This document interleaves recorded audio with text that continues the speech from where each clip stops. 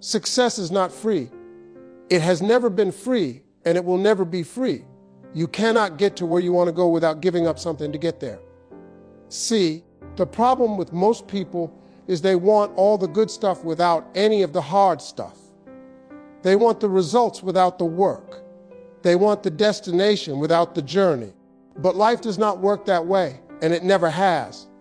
Everything worth having requires you to give up something else to get it.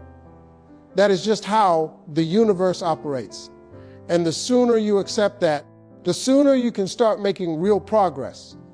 I've seen so many talented people waste their potential because they were not willing to make the necessary sacrifices. They had the skills, they had the intelligence, they had everything they needed except the willingness to pay the price. And that is a tragedy because potential without sacrifice is just wasted opportunity. You cannot wish your way to success. You have to work your way there, and working means sacrificing. Every single dream you have comes with a price tag attached to it. You want that business. You want that degree. You want that house. You want that relationship. But are you willing to pay what it costs? See, most people want the prize, but they do not want to enter the race. They want the trophy, but they do not want to practice. Let me be clear with you today. Your dreams are expensive, and the currency is sacrifice. Think about it like going to a store. You walk in, and you see something you want on the shelf. It has a price tag on it. You either pay that price or you walk out empty-handed.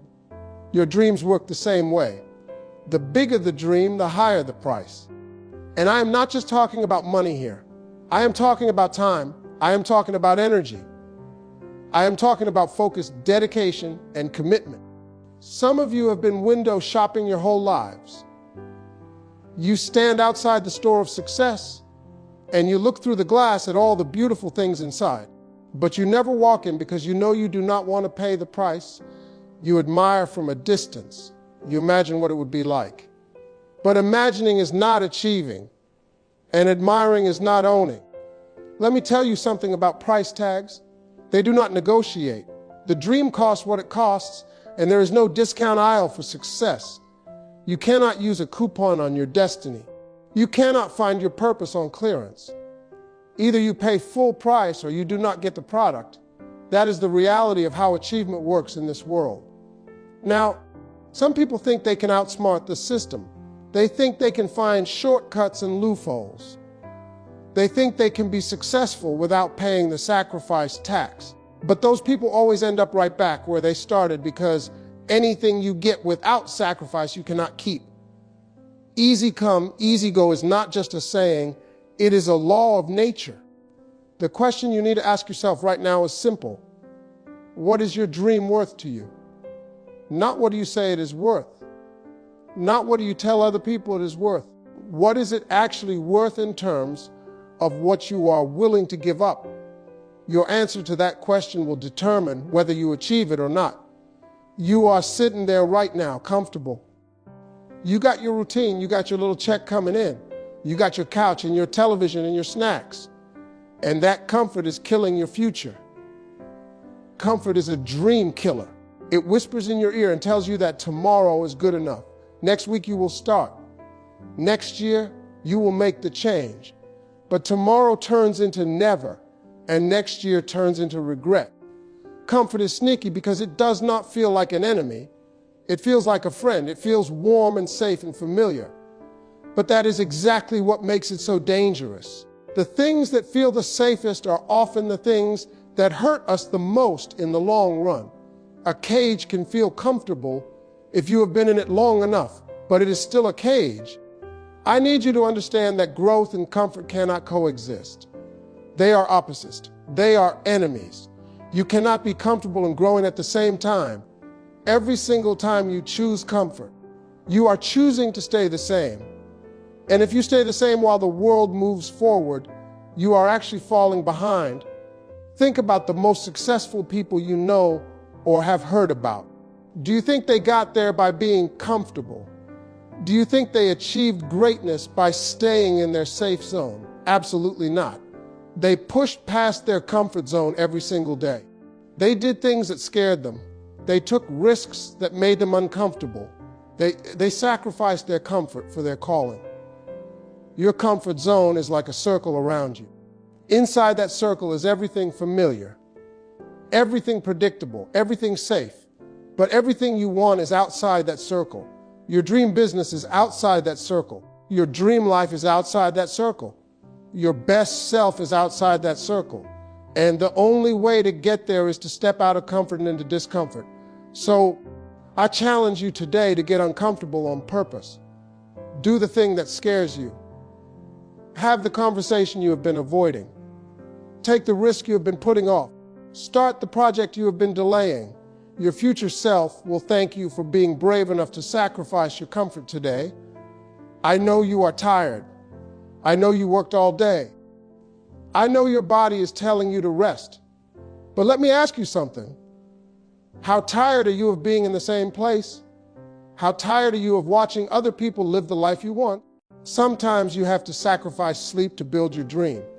Those late nights matter. Those early mornings matter. You can sleep when you get there. But right now you need to be working. Now I am not telling you to never sleep. That would be foolish and unhealthy. What I am telling you is that there are seasons in life where you have to push harder than normal. There are times when 8 hours of sleep is a luxury you cannot afford. There are moments when your dream requires you to keep going when your body wants to quit. See, the difference between successful people and unsuccessful people often comes down to what they do between midnight and 6 in the morning. While most people are sleeping, the dreamers are working. While most people are resting, the builders are constructing. Those quiet hours when the world is asleep are some of the most productive hours available to you. I remember times when I was so tired I could barely keep my eyes open, but I kept working anyway because I knew that my dreams were not going to build themselves. I knew that every hour I invested was bringing me closer to where I wanted to be. And when I finally made it, I could sleep all I wanted. But during the building phase, sleep was a sacrifice I was willing to make. Think about what you do with your nights right now. How many hours do you spend watching content that does not improve your life? How many hours do you spend scrolling through your phone looking at other people living their dreams? What if you took just 2 of those hours and invested them in yourself? 2 hours a night becomes 14 hours a week. 14 hours a week becomes over 700 hours a year. That is enough time to build something significant. Your bed will always be there. Your pillow is not going anywhere, but opportunities have expiration dates. Windows of possibility do not stay open forever, so sometimes you have to tell your body no and keep pushing. Sometimes you have to sacrifice rest for results. Sometimes you have to be tired now so you can be free later. Here is something nobody wants to hear. Some of the people you love are going to have to be sacrificed from your daily life. Not because they are bad people, not because you do not care about them, but because they are not going where you are going. You cannot fly with eagles if you are hanging out with pigeons. Your circle determines your trajectory, and if your circle is not pushing you forward, then your circle is pulling you backward. This is one of the hardest sacrifices you will ever have to make because it involves people. It involves relationships. It involves history, memories, and emotions. But the truth is that not everyone can go with you to the next level. Some people are meant to be in your life for a season, not a lifetime. And that is okay. Look at your 5 closest friends right now. Are they motivated? Are they ambitious? Are they pushing themselves to be better? Or are they content with mediocrity? Are they comfortable with average? Are they satisfied with just getting by? Because whoever you spend the most time with is who you are becoming. That is not my opinion, that is just how influence works. I am not saying you have to cut people off completely and never speak to them again. That is not what sacrifice always looks like. Sometimes sacrifice means reducing the frequency. Sometimes it means limiting access.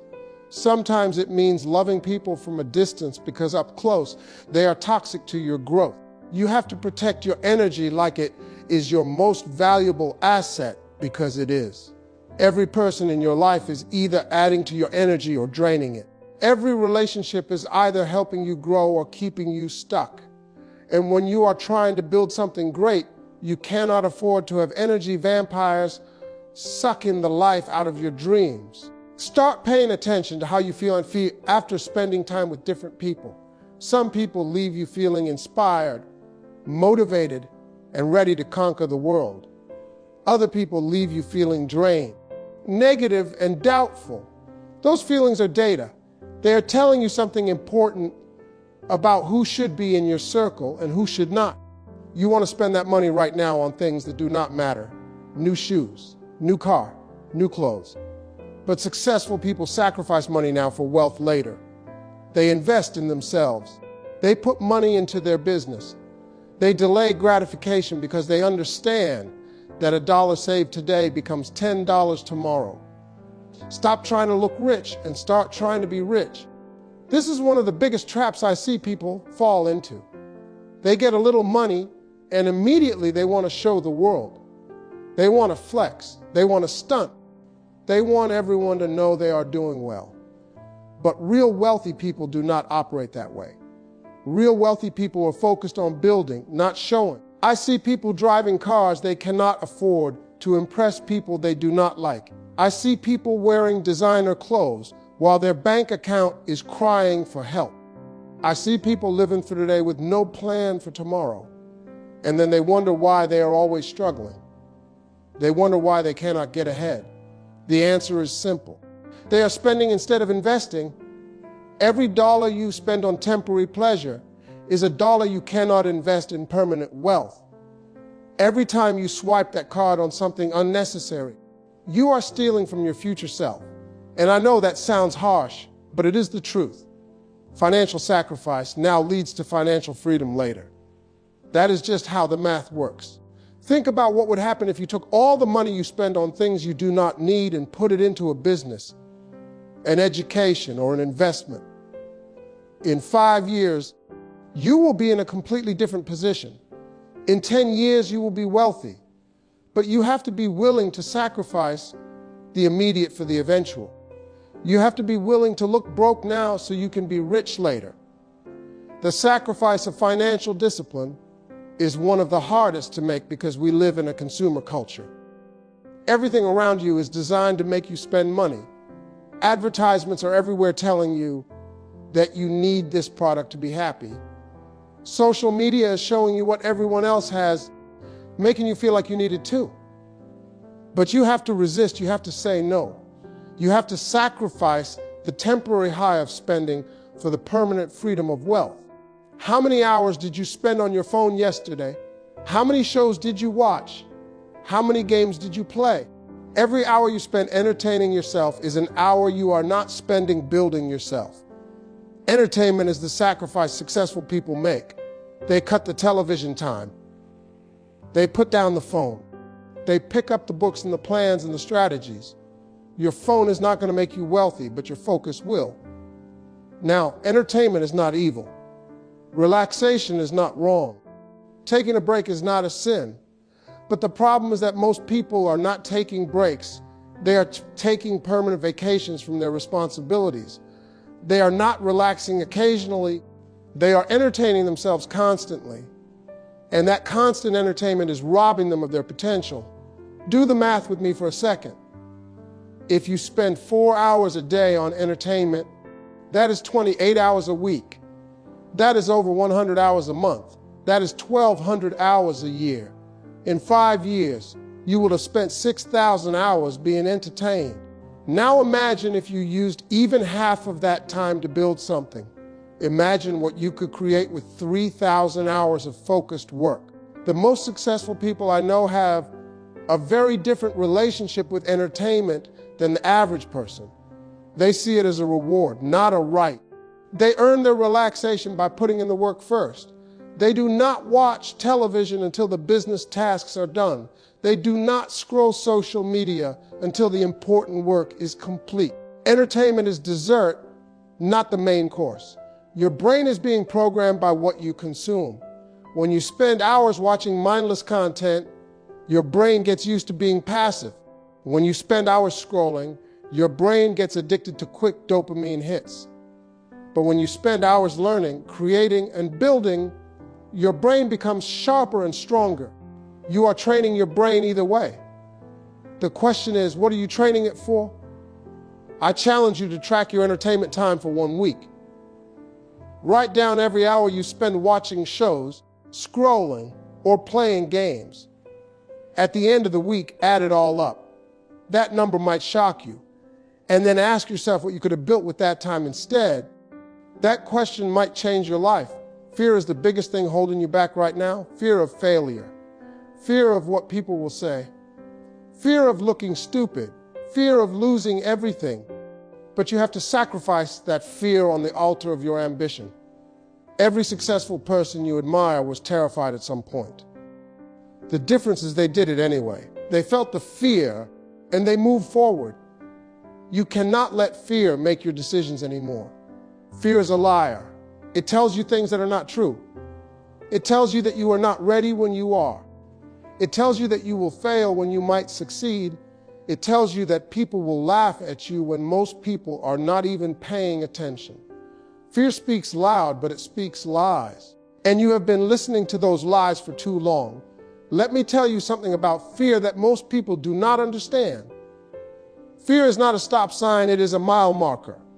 When you feel fear, it usually means you are approaching something important. It means you are on the edge of growth.